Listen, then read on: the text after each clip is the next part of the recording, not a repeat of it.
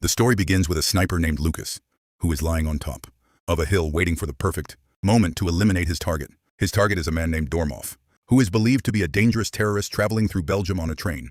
Lucas also has a partner named Marino, who is inside the train and secretly updating him about the target's movements. Just as Lucas prepares to pull the trigger, a little girl suddenly walks in front of the target. Lucas is forced to make a quick decision because the train is only seconds away from entering a tunnel.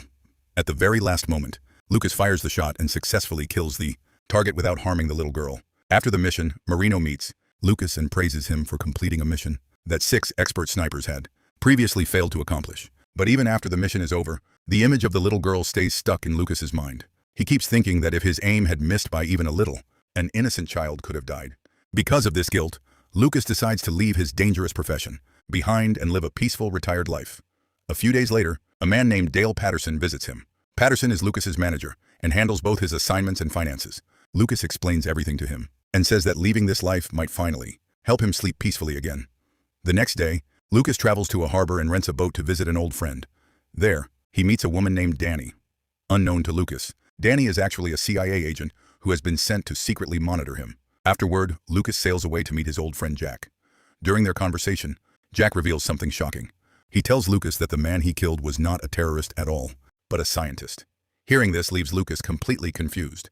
He cannot understand why his own agency lied to him. Wanting proof, Lucas asks Jack for more information. Jack then gives him the address of a man named Yuri who is currently staying in Hungary. Meanwhile, 2 people named Janet and Clay are secretly listening to Lucas and Jack's conversation through a surveillance drone. Janet is the head of the CIA, while Clay is the CEO of a powerful company called Gemini, the same organization Lucas once worked for.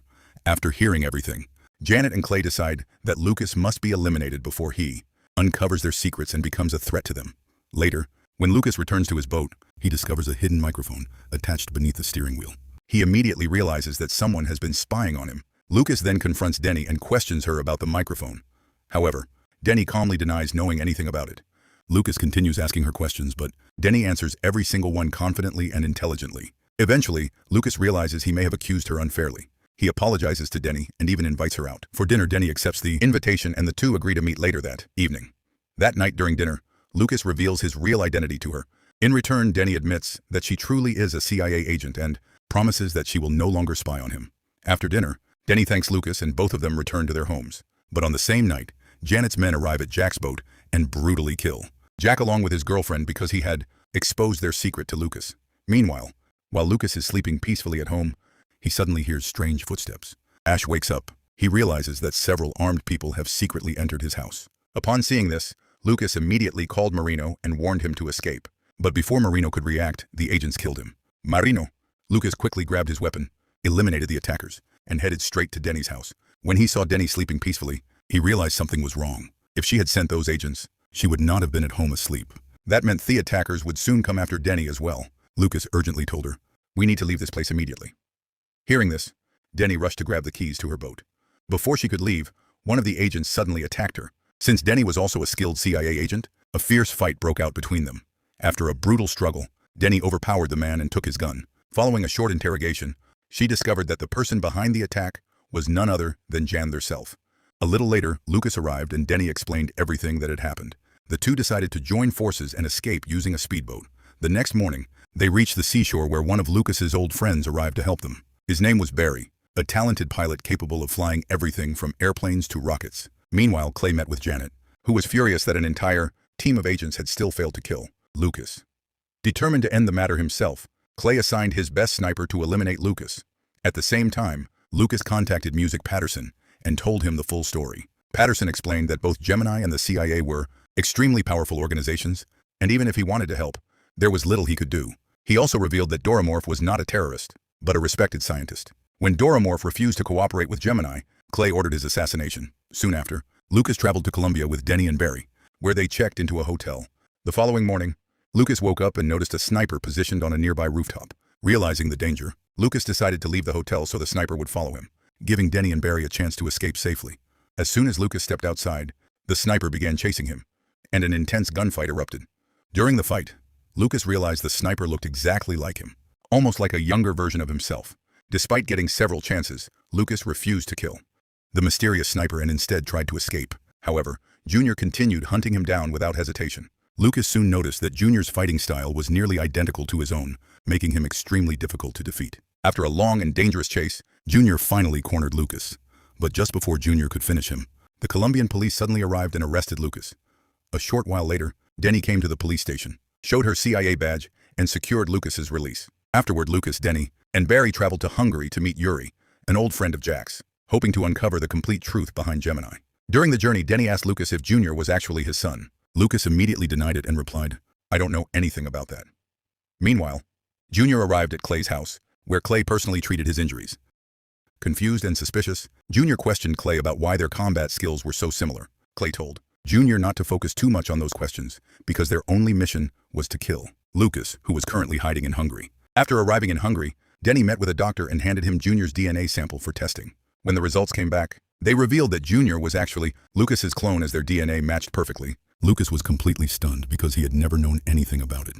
Wanting answers, Lucas went to meet Yuri and questioned him about Dormov and the Gemini project. Yuri explained that Dormov had been one of the lead scientists working on Gemini's secret cloning program. The purpose of the project was to create perfect copies of Lucas, so that if an agent was captured or killed during a mission, nobody would ever trace the operation back to the organization. Yuri also revealed that Clay had Dormov assassinated after he refused to continue working on the cloning experiments. After learning the truth, Lucas created a plan to meet Junior and reveal everything to him personally. He sent a messenger to Janet, who informed her about Lucas's daily routine and demands. Soon after, Lucas contacted Janet directly and offered her a deal. He said, "Arrange a meeting between me and Junior, and in return, I'll release your captured agent. But if you refuse, my men will come after you." That same night, Junior met Denny in a garden and carefully searched him for weapons or hidden devices. However, instead of bringing Lucas there, Junior led Denny into an underground tunnel and sent a message to Lucas saying, "If you really want to meet me, come inside alone." Before leaving, Junior secretly planted a grenade inside the tunnel, hoping the explosion would kill Lucas instantly. As soon as Lucas entered the tunnel, a massive explosion shook the entire area. Believing Lucas was dead, Junior walked inside to search for his body. But suddenly, Lucas appeared behind him and pointed a gun at his head. It was then revealed that Denny had hidden a small microphone in his tooth. Lucas calmly told Junior, "I don't want to kill you because you are my clone. Clay is not your father. He is just a dangerous man who has been using you for his own benefit." Lucas further explained that Clay had secretly taken his blood samples 25 years earlier in order to create a younger replacement for him in the future. He also told Junior that they shared the same weaknesses and emotions, including an allergy to bees and a reluctance to kill innocent people unnecessarily. Despite hearing all of this, Junior refused to believe him and attacked Lucas once again. The fight became brutal, eventually leading both of them into the water. Just before Junior could kill Lucas, Danny arrived in time and saved his life.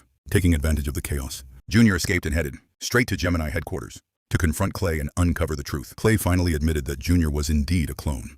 However, he claimed that he had lied only to make Junior stronger and unbeatable. Using emotional words, Clay convinced Junior that even if he was a clone, he had always treated him like his own son. Later, Junior tracked Lucas down once again and injected him with deadly bee venom. As Lucas suffered in pain, Junior realized that Lucas truly shared the same allergy as him, confirming that they were connected. Without wasting any time, Junior quickly gave Lucas the antidote and saved his life. He then revealed that Clay had implanted a tracking device inside Lucas's body years ago, so Gemini could monitor his every movement. Junior carefully removed the tracker and decided that the only way to stop the cloning project forever was to kill Clay himself. They then continued their journey toward a nearby town when Clay suddenly contacted Music Jr. At the same time, they were forced to stop and step out of their vehicle. It was then revealed that a military tank had been waiting for them nearby. As soon as they entered Thessaly, the tank launched a missile directly at them. Although Lucas, Danny, and Junior survived the explosion, Lucas's loyal friend Barry was killed in the attack. Soon after, Gemini soldiers surrounded the entire area and Clay gave the order to eliminate them all. The masked soldiers immediately opened fire from every direction. Seeing no other option, Lucas and Danny fought back together and began taking down the Gemini soldiers one by one. However, the enemy forces were far too large in number, so they decided to retreat inside a nearby house for cover. During the gunfight, Danny was shot in the leg, but Lucas managed to carry him safely inside the building. Meanwhile, Junior confronted Clay and demanded that he stop the attack immediately. But when Clay refused to listen, Junior attacked him and knocked him unconscious. Junior then rushed to help Lucas and entered the house, eliminating several soldiers along the way. Just when they thought the fight was over, the masked soldier suddenly attacked them. Lucas, Danny, and Junior fired multiple bullets at him together, but shockingly, neither the bullets nor the flames had any effect on the soldier. Seeing this terrifying sight, Junior kept firing until the mysterious soldier finally collapsed to the ground. When they removed the mask, they were stunned to discover that the soldier was another clone of Lucas, even younger than Junior himself. A short while later, Clay arrived and proudly told Lucas that he should be honored because his DNA had been used to create such powerful clones. Clay explained that Gemini's true mission was to build an army of emotionless soldiers who would feel no fear and never hesitate in battle. He believed that if the project succeeded, no American soldiers would ever need to die in war again. Hearing this, Junior pointed his gun directly at Clay. However, Lucas stopped him because he did not want Junior to suffer the same emotional pain that comes after taking someone's life. Instead, Lucas took the weapon from Junior and shot Clay himself.